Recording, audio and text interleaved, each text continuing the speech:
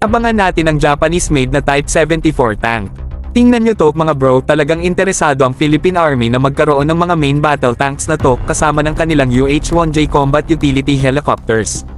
Pero meron tayong pasabog na twist sa kwento.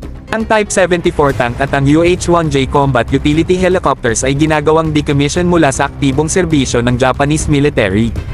Parang passing off the torch mula sa isang powerful force papunta sa isa pang powerful force.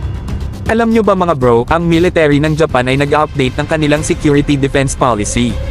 Sabi nila, hindi na relevant ang mga platforms tulad ng Type 74 tank at AH-1S Cobra attack helicopters. Papalitan na nila yan ng unmanned aerial systems o mga drones na mas akma sa kanilang pangangailangan sa depensa. Pero, eto ang exciting part mga bro. Ang pag-decommission ng UH-1J helicopters ay nagbubukas ng pinto para sa mas bago at advanced na helicopters tulad ng Auto Combat Utility Helicopter. Sa katunayan, meron na yan ang Philippine Air Force, isang variant ng Bell 412 at may plano pang magdagdag ng marami pa sa hinaharap. Napakaganda na makita ang pagbabago sa military technology at strategy na to mga bro. Ang Pilipinas ay sinusungkit ang pagkakataong makakuha ng mga battle-proven assets mula sa Japan, habang sila naman ay umaayon sa hinaharap gamit ang mga unmanned systems. Parang sayaw ng lakas at inobasyon.